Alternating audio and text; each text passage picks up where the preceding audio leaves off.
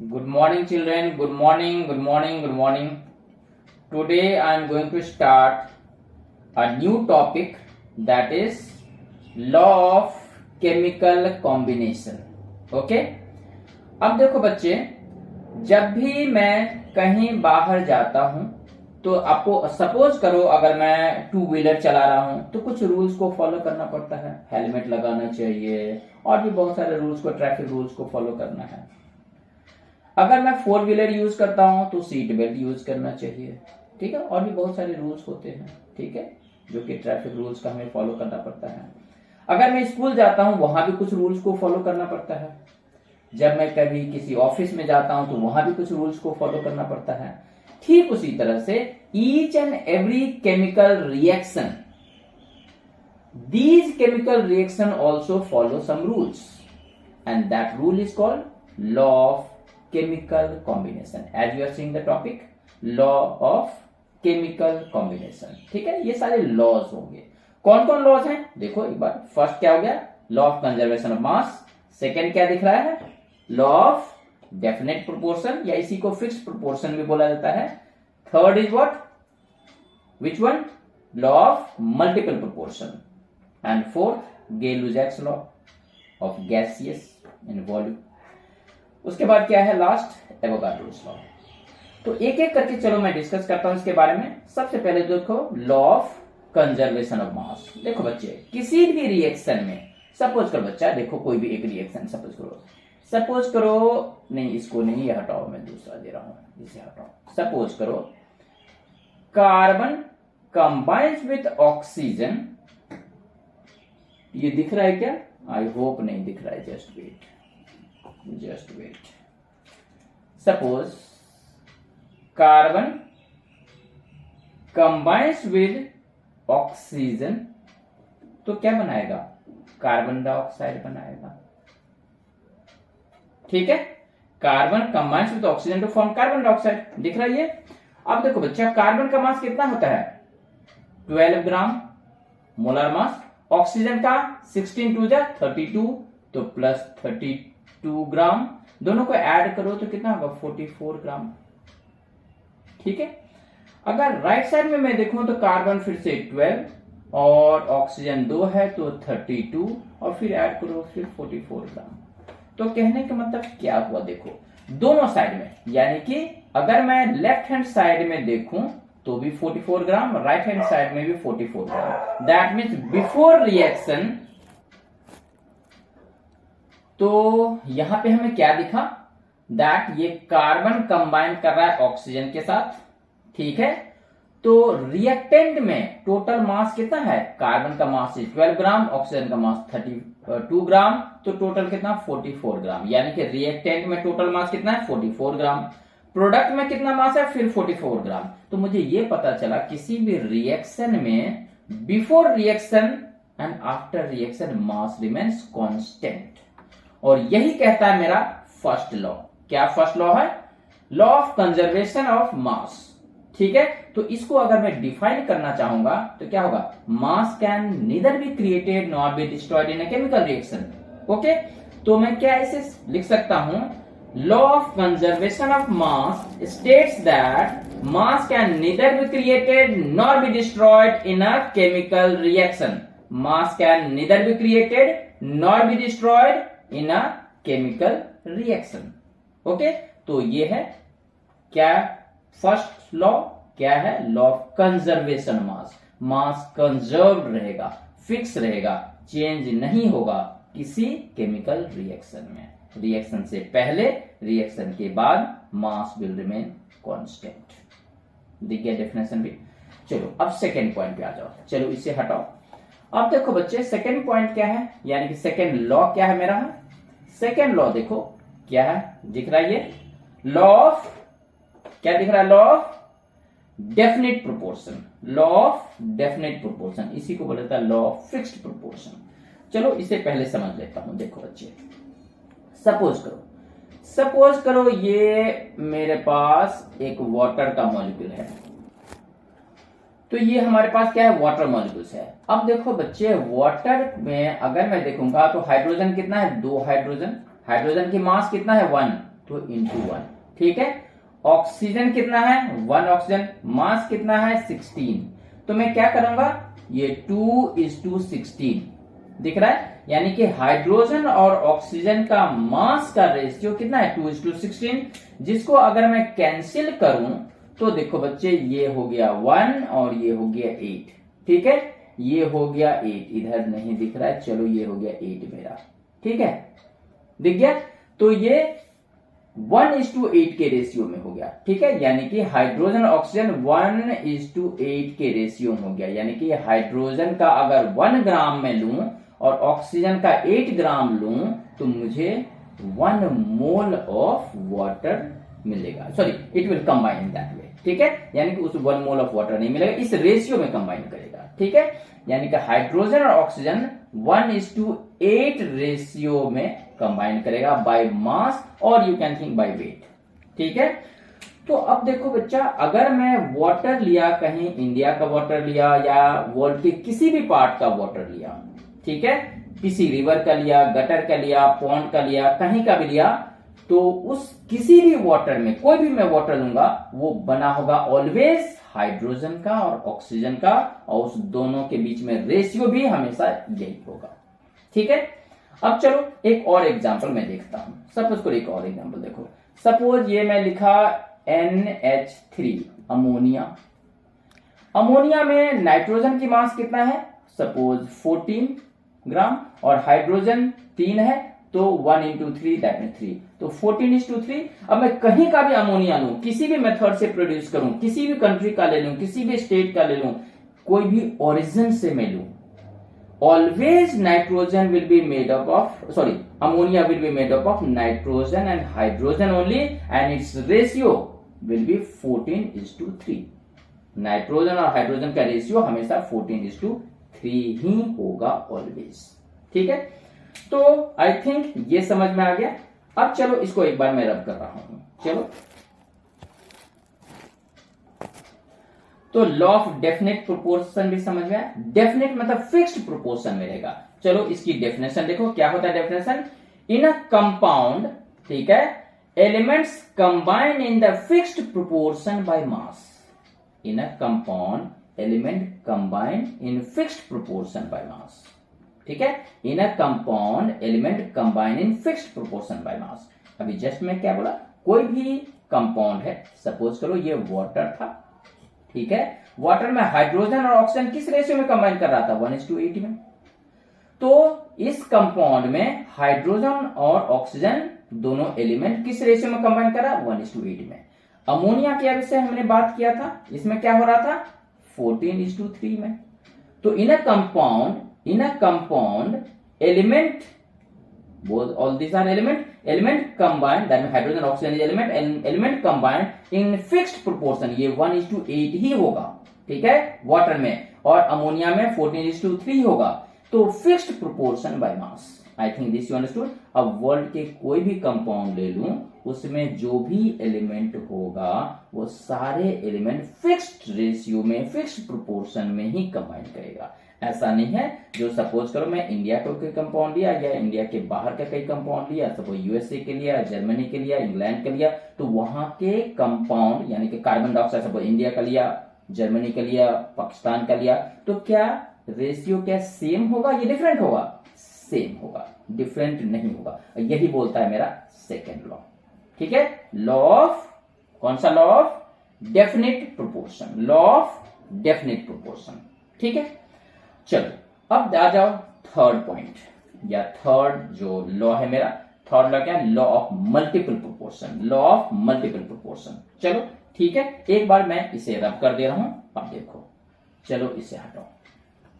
अब देखो multiple proportion को अगर मैं समझने का कोशिश करता हूं तो देखो बच्चे, सपोज यहां पे देख लो, ये सपोज करो नाइट्रोजन है और ऑक्सीजन तो N2O कंपाउंड है।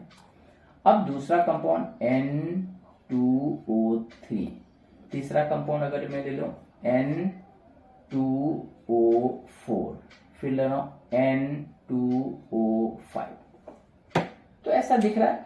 अब देखो बच्चे, अगर मैं इसकी मास की बात करूं तो यहाँ पे नाइट्रोजन का मास कितना होगा, एक नाइट्रोजन का मास 14, तो 2 का 28 कंबाइन कर रहा है किसके साथ, रेशियो 1 ऑक्सीजन है इंटू ऑक्सीजन का 16।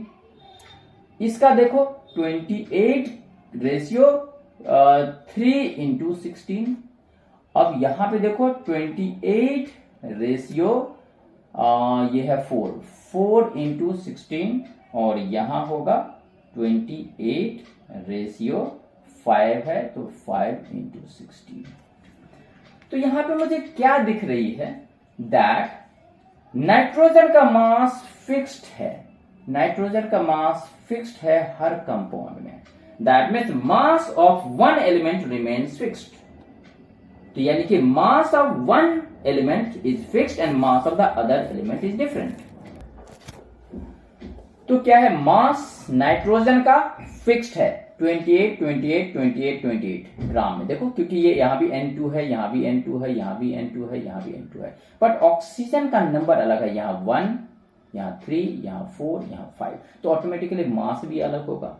तो इसमें क्या बोला जाता है कि इसमें लॉ ऑफ मल्टीपल प्रोपोर्शन, नाम ही है मल्टीपल प्रोपोर्शन, डिफरेंट प्रोपोर्शन। तो देखो इसमें सब में रेशियो अलग अलग है, तो ध्यान रखना इसमें एक एलिमेंट का मास कांस्टेंट होगा और दूसरे एलिमेंट का मास वेरी करेगा, और जिस एलिमेंट का मास वेरी करता है वो भी एक दूसरे के साथ फिक्स्ड रेशियो में होता है। जैसे कि इस दोनों का रेशियो अगर मैं देखूं तो ऑब्वियसली 1:3 होगा, क्योंकि ये कैंसिल हो जाएगा। अगर इस दोनों का रेशियो में देखूं तो ये फिर से 16 ये कैंसिल होगा, तो 3:4 होगा। अगर मैं इसको और इसको में देखूं तो ये कैंसिल हो गया, तो 1:5 हो गया। यानी कि जो फिक्स्ड रेशियो में नहीं है जो कंपाउंड, जो एलिमेंट, वो भी एक दूसरे से फिक्स्ड रेशियो में होता है। आ रहा है समझ में? यानी कि एक एलिमेंट का मास फिक्स्ड है, दूसरे का फिक्स्ड नहीं है। जो फिक्स्ड नहीं है वो भी एक दूसरे कंपाउंड, यानी कि एक दूसरे का कंपाउंड जो बनाए, ये दो जो कंपाउंड बनाए उसमें दोनों का मास एक फिक्स्ड रेशियो में आता है। वो भी फिक्स्ड रेशियो कौन सा, होल नंबर में होता है। देखो ये होल नंबर में, डेसिमल में या फ्रैक्शन में नहीं है। ठीक है, तो चलो इसकी डेफिनेशन को अगर मैं लिखना चाहूं तो क्या मैं लिख सकता हूं, when two element combine to form more than one compound, when two element combine to form more than one compound, देखो एक से ज्यादा कंपाउंड बना रहा है, then mass of one element combined with the fixed mass of other element in the ratio of small whole number. ठीक है, तो आई थिंक ये पोर्शन भी खत्म हो गया है। ठीक है, first law, second law, third law, conservation of mass, law of definite proportion या fixed proportion, and third multiple proportion, ये भी हो गया। अब मैं चल रहा हूं थर्ड पे। ठीक है, पर उससे पहले मैं इसको एक बार रब कर दे रहा हूं। अब देखो ये अभी मैं थर्ड बोल दिया, थर्ड नहीं फोर्थ क्या है, फोर्थ क्या है, Gay Lussac's law of gaseous volume, Gay Lussac's law of gaseous volume. देखो इसमें क्या होता है, सपोज करो यहाँ पे हमने एक फिगर बनाया है, सपोज करो ये 1 वॉल्यूम मैंने लिया, 1 वॉल्यूम तो 1 लीटर 2 लीटर 3 लीटर कुछ भी एक फिक्स्ड वैल्यू रख लो। और चलो यहाँ पे नहीं इधर मैं ऊपर कर रहा हूँ, चलो 1 वॉल्यूम ये रखा, ये 1 वॉल्यूम ये भी है, ये भी 1 वॉल्यूम है, तो ये 3 वॉल्यूम मिलेगा। तो ऑटोमेटिकली सपोज ये 1 लीटर 1 लीटर 1 लीटर, तो यहाँ पे 3 लीटर होना चाहिए, पर बच्चे यहाँ पे सिर्फ 2 वॉल्यूम आएगा, यानी कि 2 लीटर। वॉल्यूम को हमने यूनिट माना है। अब सपोज करो बच्चे, एक देखो यहाँ पे सपोज करो, इसको मैं शो कर रहा हूं, सपोज इसमें मैंने 1 वॉल्यूम हाइड्रोजन लिया, तो सपोज ये मेरा हाइड्रोजन है, ये हाइड्रोजन H मीन्स H2 है, ये फिर ये चलो मैं 5H2 करके दिखा रहा हूँ, 5:1H2 2H2 3H2 4H2 5H2, यानी कि ये H2 गैस है। यानी कि ये 1H2 गैस हुआ, ये दूसरा H2, ये तीसरा H2, ये चौथा H2, पांचवा H2। ठीक है, यानी कि 5 मैं हाइड्रोजन मॉलिक्यूल लिया हूं, यहां भी 5 लूंगा, 1 2 3 4 5 लिया। ठीक है, तो एक वॉल्यूम ये हो गया, दूसरा वॉल्यूम ये हो गया। ठीक है, अब इसके साथ तो ये हमने H2 लिया और ये भी मेरा H2 ही था, चलो ये भी मैंने H2 ही लिया है। ठीक है, तो 2 वॉल्यूम लिया है मैंने H2 का। अब चलो ये मैं लिया ऑक्सीजन का, सपोज करो 1 ऑक्सीजन मॉलिक्यूल्स, 2 3 4 और 5, ठीक है। ये मैं क्या लिया O2 ऑक्सीजन का, यानी कि 1 O2, दूसरा O2, तीसरा O2, चौथा O2, पांचवा O2। तो यहां पे मैंने 1 वॉल्यूम लिया इसका, 1 इसका, 1 इसका, तो टोटल मेरा 3 वॉल्यूम होना चाहिए, तो वॉल्यूम यहाँ 3 भी होना चाहिए। सपोज 1 लीटर में लिया, ये 1 लीटर, ये 1 लीटर, ये तो यहाँ 3 लीटर होना चाहिए। कहने का मतलब ना, मैंने 2 वॉल्यूम लिया हाइड्रोजन का और 1 वॉल्यूम लिया मैं ऑक्सीजन का, तो टोटल मेरे पास कितना 2 + 1 3 होना चाहिए, बट ये 2 ही हो रहा है। क्यों हो रहा है, इसको समझने के लिए मुझे जानना है क्या, गेलो-जैक्स लॉ का, गैसियस वॉल्यूम। ये हमेशा ध्यान रखना है, ये रूल हमेशा एप्लीकेबल हो किसके स्टेट में, गैसियस स्टेट में। और टेम्परेचर प्रेशर कांस्टेंट होना चाहिए, यहां हर जगह पे temperature and pressure should be constant. अब देखो बच्चे, अब सपोज करो इस दोनों को हमने मिला दिया, तो मेरे पास कितना हो गया, तीनों को मिला दिया, इसको तीनों को मैंने मिला दिया, तो सपोज मेरे पास 5 मॉलिक्यूल्स ऑफ हाइड्रोजन यहां था, 5 यहां था, तो टोटल 10 हो जाएगा। तो चलो मैं यहां 1 2 3 4 5 6 7 8 9 और 10 डाला, ठीक है। यानी कि एक वॉल्यूम डाला, दूसरा वॉल्यूम इसमें डाला, तो ऑटोमेटिकली दोनों मिला के 2 वॉल्यूम होगा।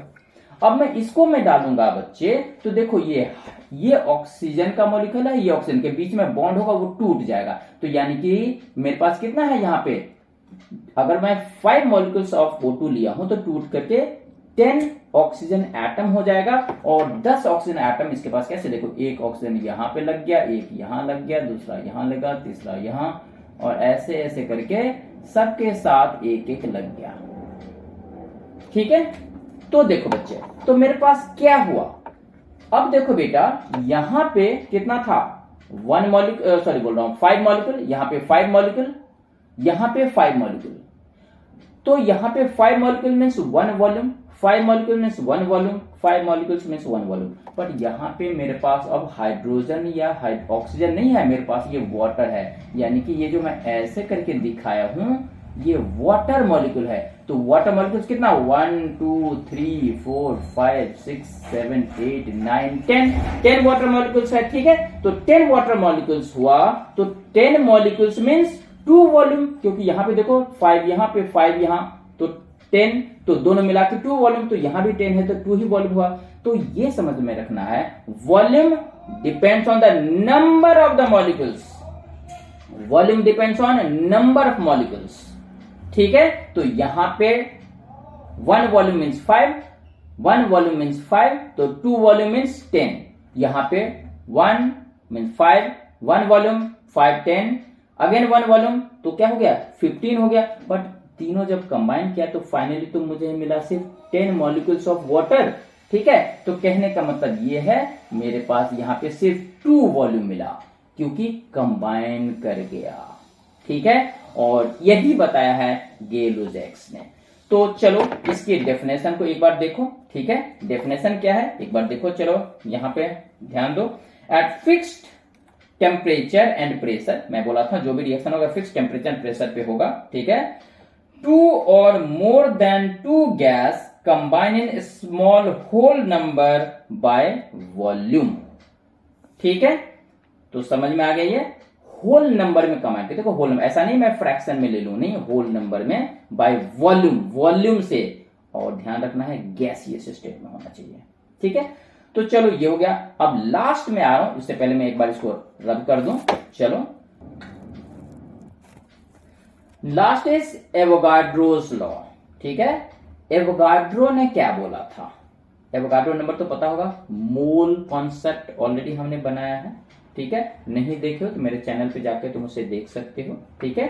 तो एवोगाड्रोस लॉ क्या बोलता है, उसने क्या बोला था, मोल के बारे में बोला था। उसने बोला था कोई भी गैस, सपोज करो मैं एक बैलून ले लिया, उसमें कोई गैस फिल्ड है, दूसरा बैलून लिया उसमें भी गैस फिल्ड है, तीसरा बैलून लिया इसमें भी गैस फिल्ड है, ठीक है। सपोज करो बच्चे, इसमें है मेरा सपोज हाइड्रोजन, इसमें है ऑक्सीजन, इसमें है नाइट्रोजन, पर ध्यान रखना तीनों का वॉल्यूम सेम है। सपोज ये 1 लीटर है तो ये भी 1 लीटर है, ये भी 1 लीटर है। तो उसने बोला सेम टेम्परेचर एंड प्रेशर पे, यानी कि इसका टेम्परेचर प्रेशर, इसका टेम्परेचर प्रेशर, इसका टेम्परेचर प्रेशर सेम होना चाहिए, कंडीशन सेम होना चाहिए। यानी कि टेम्परेचर प्रेशर अगर कांस्टेंट है तो और वॉल्यूम अगर सेम है तो number of the molecules will also remain same, number of molecules will also remain same. ठीक है, यही बोला एवोगाड्रो ने। इसको डेफिनेशन के फॉर्म में क्या लिख सकता हूं, ये इसमें लॉ को कैसे एक्सप्लेन कर सकता हूं? तो देखो, Avogadro's law states that at fixed temperature and pressure if the volume is constant then the number of molecules will also remain same। ठीक है, तो आई थिंक ये पोर्शन भी खत्म हो गया। तो मेरा ये concept clear, law of chemical combination खत्म हो गया। If any doubt is coming must ask, I will try my best to clear your doubt. And thank you, thank you, thank you.